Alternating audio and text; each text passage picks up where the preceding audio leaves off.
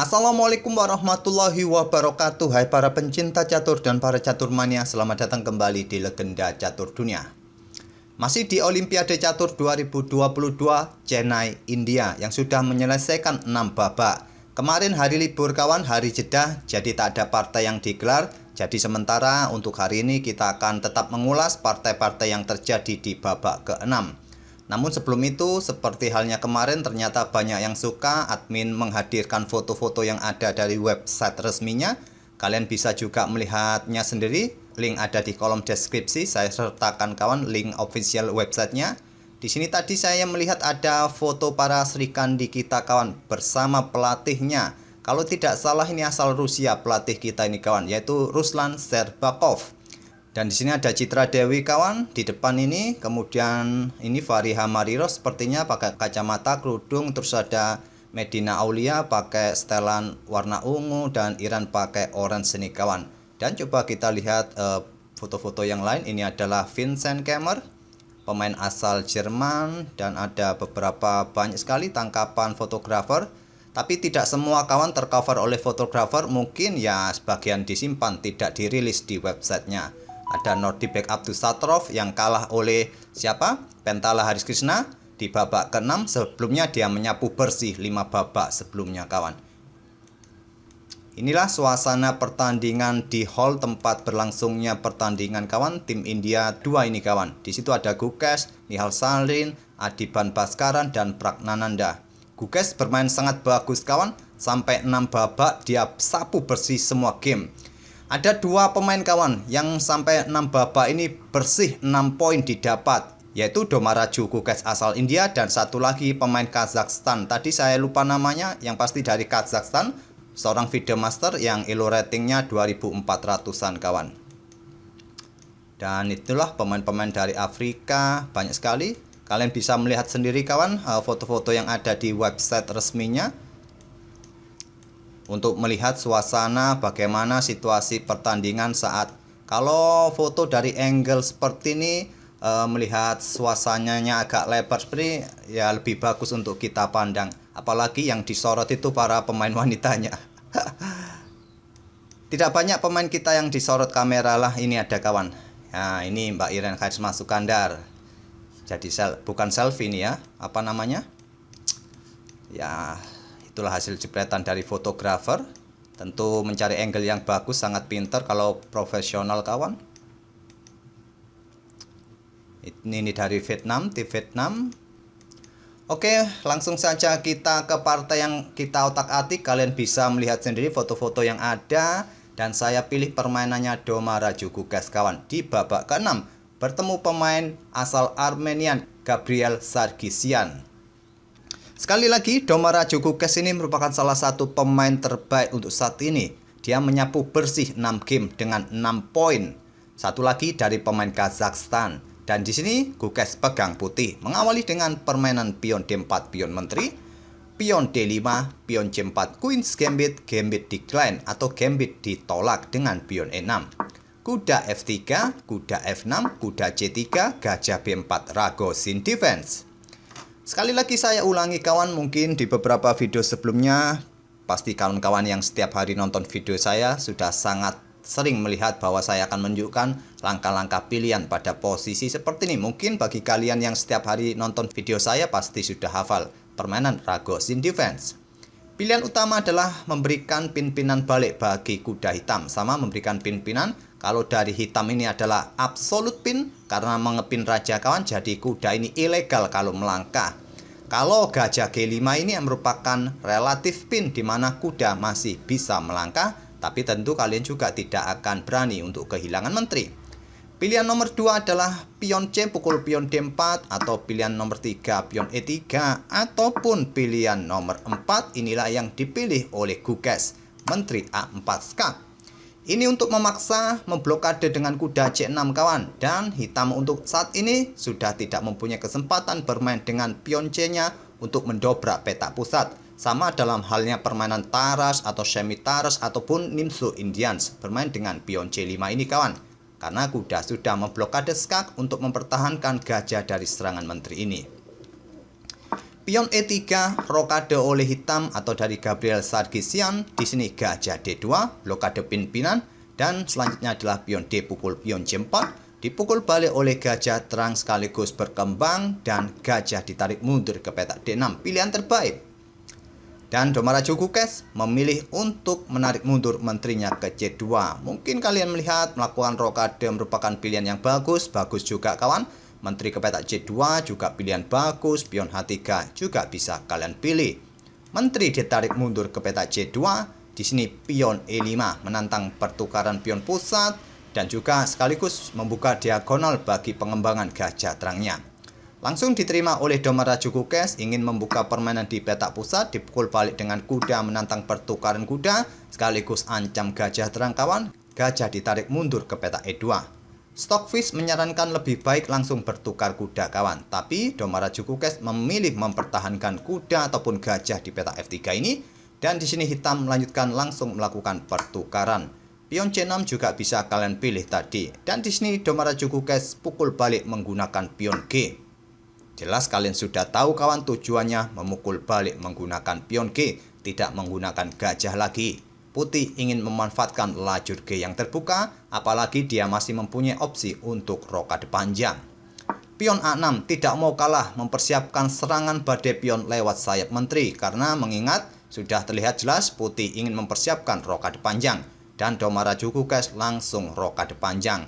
Kalian bisa melangkahkan gajah D3 terlebih dahulu kawan sebelum langkah rokade panjang, tapi Jukukes tidak mau menunggu lama. Sekarang pion B5 dan benteng H ke G1 mengorbankan pionnya ini kawan.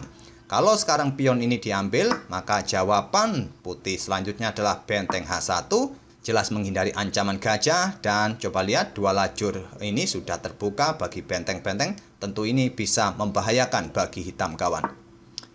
Hitam tidak berani ambil pion H2, dia memilih langsung mengancam kuda ke petak B4. Kuda memilih lompat ke petak E4 menantang pertukaran kuda, langsung diladeni oleh hitam, dipukul balik menggunakan pion F. Tidak menggunakan menteri kawan, mungkin kalian melihat dengan tempo ancam benteng ini cukup bagus bagi putih, mungkin nanti diikuti gajah. Ambil contoh benteng ini bergeser, kalian ikuti gajah ke D3 ancaman skakmat, simpel masih bisa diantisipasi kawan. Dan kalian di sini akan sedikit lambat untuk memberikan dobrakan bagi struktur Fiacento atau pion yang seperti ini. Stockfish tidak menyarankan langkah seperti ini kawan. Ini akan memberikan kesempatan bagi hitam di langkah-langkah berikutnya. Walaupun terlihat materai ini sangat seimbang kawan, dengan sepasang gajah masih cukup seimbang. Tapi putih akan sedikit lambat untuk membongkar permainan hitam semacam ini. Pilihan terbaik dari Domara Jukukes memukul balik menggunakan pion F. Ini sekaligus membuka diagonal-diagonal bagi pergerakan gajah terangnya kawan. Di diagonal-diagonal ini membuka sebanyak mungkin, ataupun juga tujuannya kalian akan paham di beberapa langkah berikutnya. Setelah menteri hitam E7, sekarang pion F4. Inilah tujuan tadi, memukul balik menggunakan pion F. Pion A5, pion F4, gajah C5, dan di sini benteng G5. Langkah terburu-buru kawan dari Domara Jukukes, berniat langsung tumpuk bentengnya di lajur G ini. Langkah terbaik menurut Stockfish pada posisi ini kawan, bisa melangkah gajah ke petak D3, memberikan pressure di sini kawan. Apabila pion ini didorong, kalian bisa melanjutkan dengan pion H4, membuat langkah pengorbanan pion, tapi gajah kalian juga bisa tewas nanti, dan pion ini jelas dipersiapkan untuk didorong, bongkar pion hitam di depan raja ini. Domara Jukukes tidak mau menunggu lama kawan, dia ingin segera mendouble bentengnya di lajur G, dan dibalas gajah A6 menantang pertukaran gajah terang untuk kontrol peta D3 ini agar gajah juga tidak memberikan tekanan yang berat langsung di area pertahanan rajanya. Tantangan pertukaran ditolak, benteng digeser ke G1, memilih memberikan ancaman skakmat mengorbankan gajah, dan hitam tidak berani untuk ambil gajah. Kalau sampai berani kawan, ancamannya adalah skakmat 2 langkah kawan. Di sini pun skakmat karena benteng sudah mendapatkan dukungan dari menteri dan lajur G sudah di cover oleh benteng satunya. Oleh karena itu pion G6 dimainkan oleh hitam, dan barulah sekarang gajah pukul gajah. Gajah bergerak ke petak C4 menantang pertukaran. Di sini merupakan saran Stockfish untuk mendapatkan diagonal ini kawan. Tapi Domara Jukukes langsung bertukar gajah terang, dipukul balik oleh benteng, Dan pada posisi ini pion F5 sekarang dimainkan oleh Domaraja Kukes. Pilihan terbaik, gajah ditarik mundur ke peta A7. Langkah yang bagus, benteng ini bergeser ke peta C6, tapi hitam memilih gajah ke peta A7. Persiapan menteri ke peta C5 menantang pertukaran menteri yang sulit untuk dihindari lagi. Dan di sini harusnya raja ini digeser kawan untuk menghindari tantangan pertukaran menteri, tapi Domaraja Kukes mendorong pion E6-nya. Tapi sayangnya pada posisi juga tidak ada respon yang bagus dari hitam, membuat langkah kesalahan, raja digeser ke peta H8. Pada saat ini menantang pertukaran menteri di sini bukan saatnya kawan juga. Ini merupakan langkah kesalahan juga. Karena setelah menteri dipukul balik oleh gajah, maka pion F akan pukul pion G6 dan discover attack, dan putih mempunyai kesempatan untuk pukul atau ambil pion ini ke depannya kawan. Dan posisi hitam akan semakin cepat kolaps juga. Tapi langkah terbaik pada posisi ini bagi hitam adalah pion F pukul pion E6 ini terlebih dahulu. Kalau pion F pukul pion G6 dilanjut oleh putih, kalian bisa mendorong pion H6. Kalau pion putih didorong kawan, selanjutnya kalian tantang pertukaran benteng. Di sini terjadi pertukaran semacam ini kawan. Memang terlihat di sini kawan, nanti putih akan terlihat untung satu pion, tapi saya rasa tidak terlalu dalam, posisi hitam akan tertekan. Ya, seperti yang kalian lihat, parameternya tidak terlalu tajam keunggulan dari putih. Dengan posisi seperti ini, paling unggul satu pion untuk sementara dan masih sangat menarik untuk dilanjutkan kawan. Tapi memilih raja bergeser ke peta H8 dan Kukes memilih raja bergeser ke B1. Langkah terbaik untuk menghindari potensi ancaman pertukaran menteri ini kawan. Dan hitam melanjutkan dengan membuka lajur G kawan. Langkah kesalahan, pion G pukul pion F5. Pion H6 sekarang patut dipertimbangkan untuk dimainkan, tapi pion G pukul pion F6 malah membuka lajur G. Dan di sini langkah brilian dari Kukes. Silakan pause video ini untuk beberapa detik dan coba temukan ide brilian dari Kukes di langkah berikutnya untuk menegaskan posisinya mendapatkan kemenangan kawan. Memang jauh dari ancaman skakmat, tapi langkah ini adalah langkah brilian kawan. Domaraja Kukes memilih mengorbankan gajahnya kawan di sini. Ambil pion B4, mengorbankan gajahnya dengan ide serangan pada menteri dan benteng hitam. Dan ide yang lain adalah memberikan jalan bagi menteri bergerak ke lajur G, membentuk baterai yang sangat kuat, memberikan ancaman skakmat langsung. Dan ini langsung diterima oleh hitam. Bukan pilihan terbaik. Pilihan terbaik adalah memukulnya menggunakan pion A. Ini sekaligus membuka aktivitas bagi benteng di lajur A. Dan jika di sini putih menggeser menteri ke peta G2 memberikan ancaman skakmat nanti, kalian backup peta G8 dengan menteri mundur. Jika pion E7 dimainkan, kalian bisa melakukan skak di sini. Dan langkah terbaik adalah menteri bergerak ke sini, terjadi pertukaran menteri diambil oleh raja, benteng siap digeser ke lajur A. Ataupun jika raja sampai bergerak ke peta ini, maka permainan akan remis kawan. Yaitu dengan langkah pengorbanan benteng sikat pion A2 diambil oleh raja, kemudian pion ini dilepaskan lagi skak, memaksa raja mundur ataupun bergerak ke sini malah bahaya kawan. Kalau bergerak ke peta A3 ancamannya skakmat, yaitu dengan gajah C5 skak, raja bergerak ke peta terang, menteri ke peta C4 skak, raja bergerak ke sini dan diikuti dengan langkah eksekusi gajah B6 skakmat. Ya, yang paling logis saat ada skak dari pion semacam ini ya mundur ke sini kawan, tapi yaitu ya permainan akan berlangsung bisa remis kawan. Kalau nanti terpaksa raja bergeser ke sini ya ancamannya tentu ancaman skakmat. Yang paling logis saat kena skak semacam ini ya bergerak ke sini, menteri ke sini lagi dan ke sini bolak-balik terus. Permainan bisa berakhir miss. Tapi hitam memilih mengambil gajah putih dengan menteri. Sekarang cukup berbeda kawan. Menteri bergerak ke peta G2, tapi hitam mempunyai kesempatan untuk bertukar menteri sekarang. Tapi nanti akan terlihat pembedanya di sini kawan. Setelah menteri pukul menteri dipukul balik oleh pion, yang menjadi pembeda adalah pion E7 ini yang dilanjutkan oleh Domaraja Kukes ancam benteng. Setelah benteng bergeser, benteng diluncurkan, terjadi pertukaran benteng, langkah paksaan dan pion promosi. Domaraja Kukes mendapatkan menteri baru berhadapan dengan gajah plus benteng. Tentu sudah tidak seimbang lagi. Apalagi posisi pionnya ini sudah morat-marit kawan, terpisah-pisah semacam ini. Dan posisi raja pun sangat terbuka.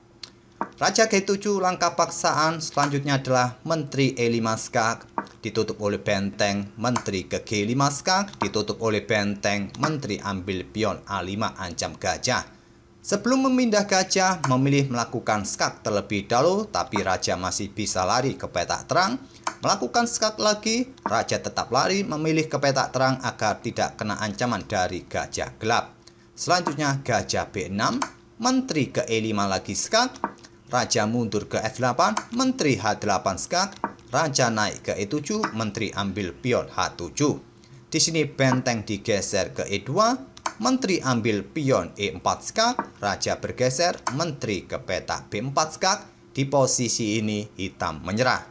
Karena benteng ini bisa saja tewas di langkah berikutnya kawan. Kalau bergerak ke petak terang, rajanya Menteri ke sini dan benteng ini tewas. Kalau bergerak ke petak-petak ini, ya tetap saja kawan, ancamannya adalah ancaman terhadap benteng ini kawan. Benteng pun tewas di langkah berikutnya. Oleh karena itu pada posisi ini hitam langsung menyerah. Itulah kawan kemenangan ke-6 dari Doma Raju Gukes. Sehingga sekarang tambahan elo rating dari Gukes di live chess rating 2700.com ini mendapatkan sekitar 20 poin. Tadi saya lihat kawan. Sekarang posisi Gukes nomor 26 dunia dengan tambahan 20 poin selama keikutsertaan selama 6 babak ini. Sudah mengalahkan temannya sendiri, Vidit ataupun Pragnananda. Dan Gukes sekarang menjadi pecatur nomor 3 India kawan, di bawah Hari Krishna yang posisinya berada di posisi ke-20, dan satu lagi legenda hidup Viswanathan Anand masih berada di posisi ke-12 dunia.